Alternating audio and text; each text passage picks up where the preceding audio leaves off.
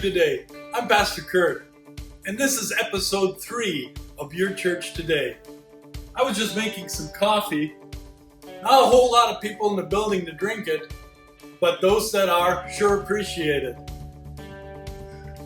I want to start today by giving you a behind-the-scenes look at our Easter production, which we did. It was very successful. The Lord enabled us to reach more people than we ever had.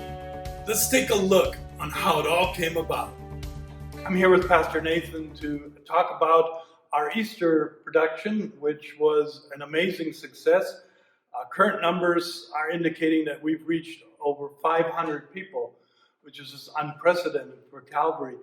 But Pastor Nathan, talk about the fact that we didn't put this all together last week or this weekend. This goes way back. Yeah, in fact, the whole process of live streaming goes back to 4 years. When Pastor Mike was still here with us at Calvary, I remember it was almost like contraband. I would have my phone down low on my lap in the front row, and I would record him on my personal Facebook because I was just excited, being part of the church again.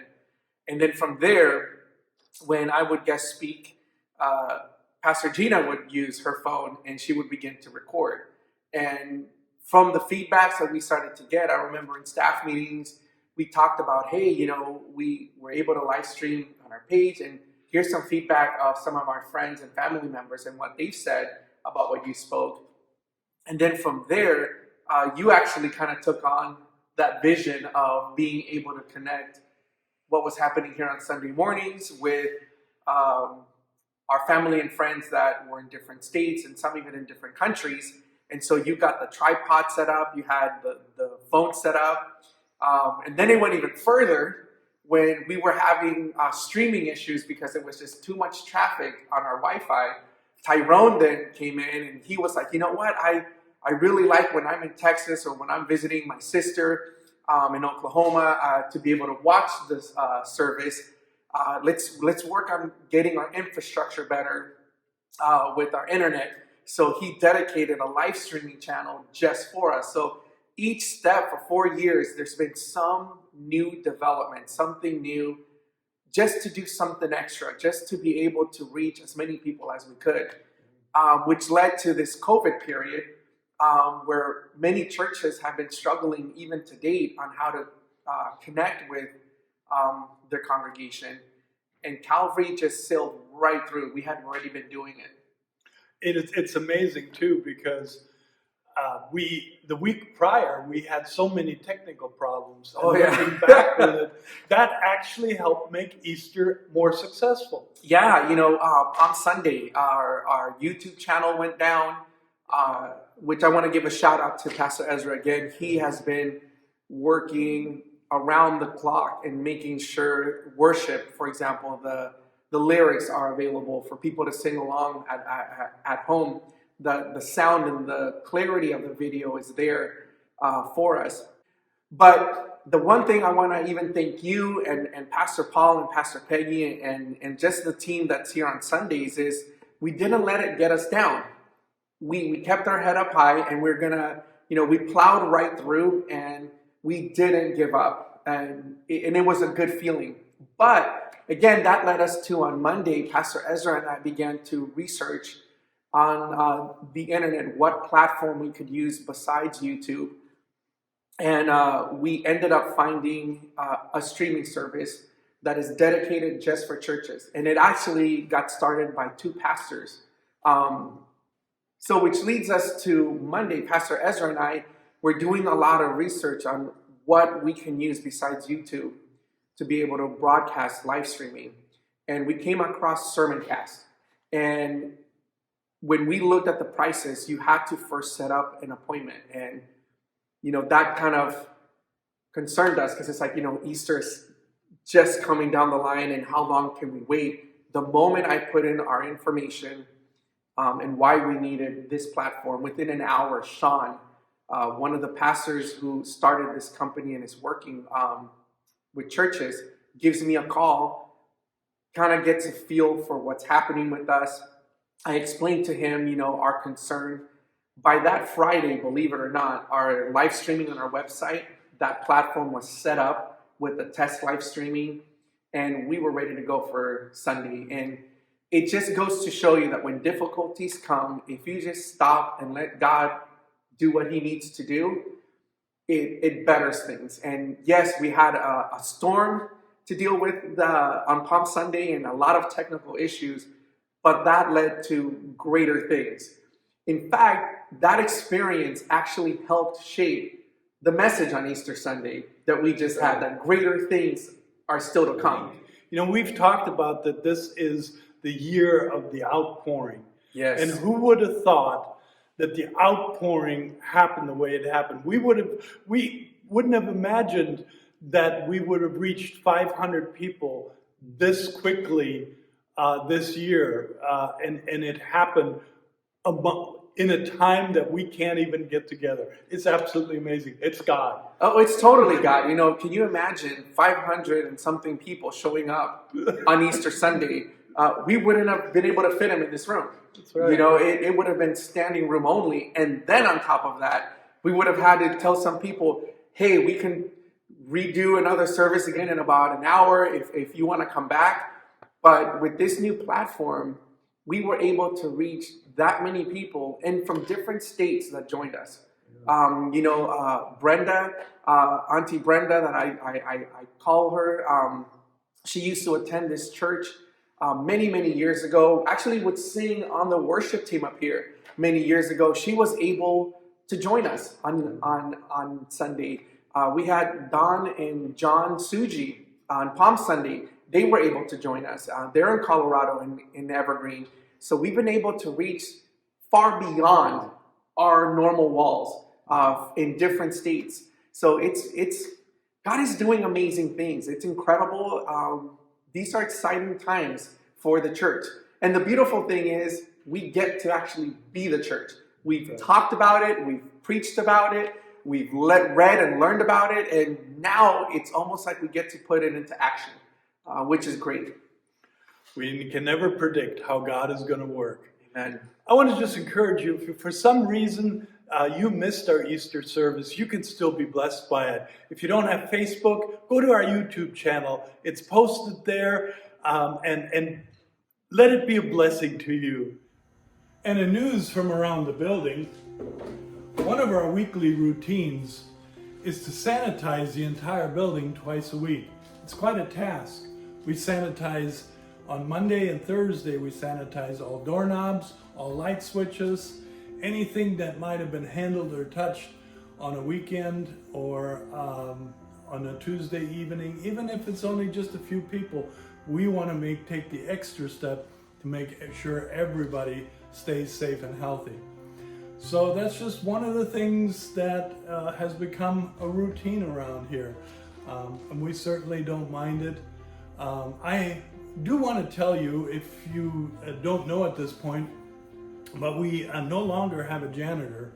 We did have to let our janitor go a couple of weeks ago when this all came down because it was just too much of an area of vulnerability. The good news is that he was able to pick up that income that he lost from working here, and he did not lose any income. So pray for him, and we know that God has got him in his hands. The other project we're continuing is to clean the carpets around the church. We never quite realized just how many carpets and how much area there was, but we're each week getting a little bit more done, and in a couple of weeks we should have every carpet in the church cleaned. So we're glad to be able to spruce this place up a little bit. Here now is our very special guest for this week.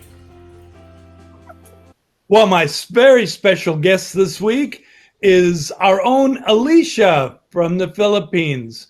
For those of you who may not know her, Alicia is a member at Calvary and a missionary who served in India and the Philippines and is currently in Dumaguete, Philippines. How you doing? Good. How are you? So how's life in Dumaguete these days? It's quiet. It's very quiet.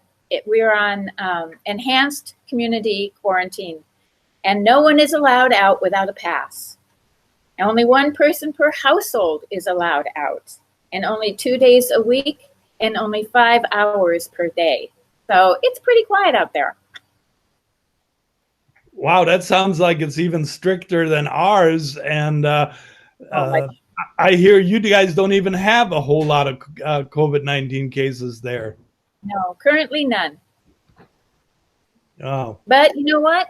It could be because of this enhanced quarantine that we don't have any, because other people cannot come into our province or our island. So Alicia, tell us what you've been doing with yourself. How's ministry in a strange new world? So what goes on there during the day? Well, there's 8 of us in the house right now.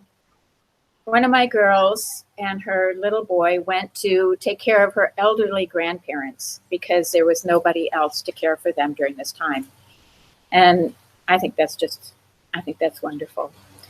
But there's 8 of us remaining, and we have 2 children, and then there's the 6 of us. We have 3 students, 18 to 21, and we have 2 moms.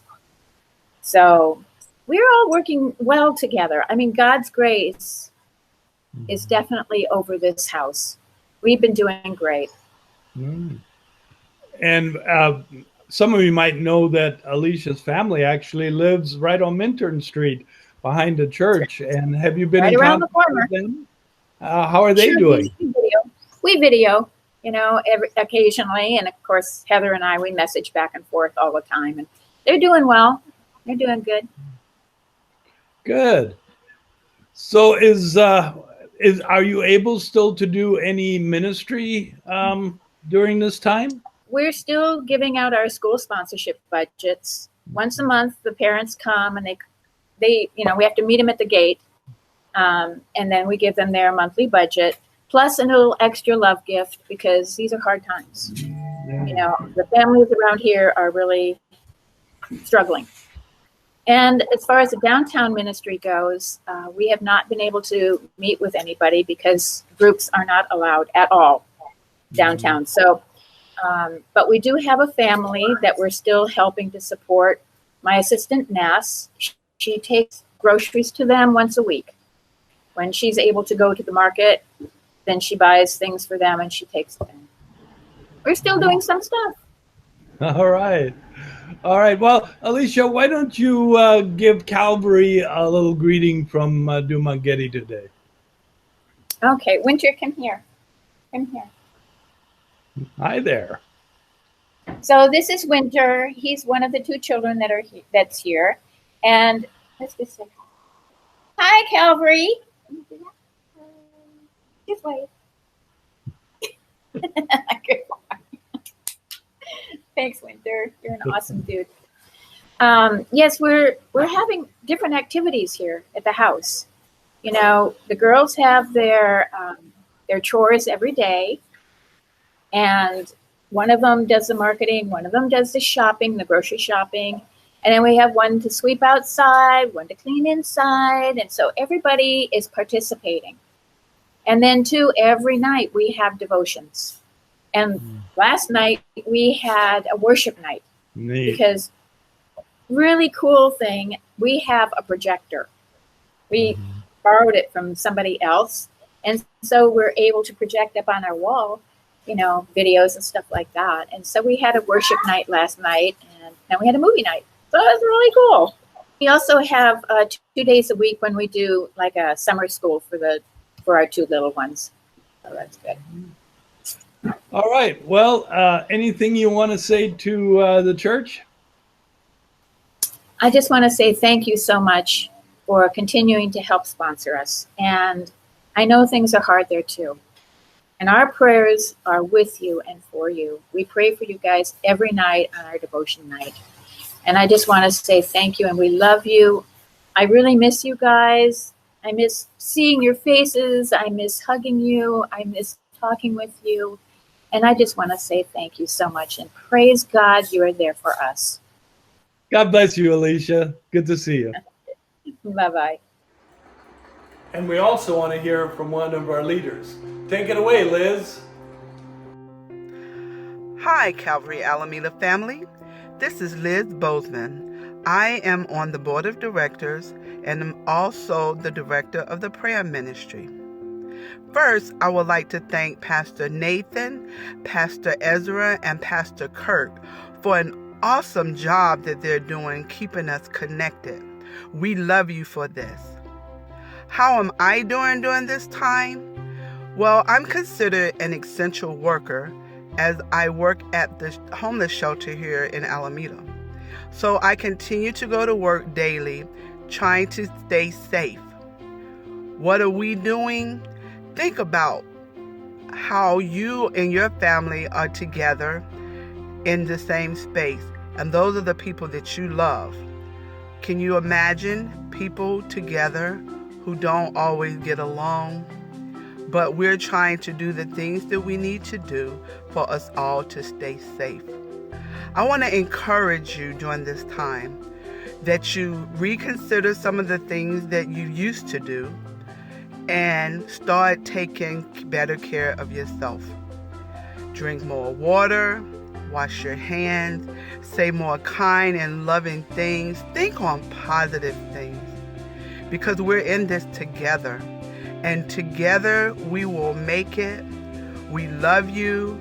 If you have prayer requests, please let us know. We're praying for you. We're here for you. And we love you forevermore.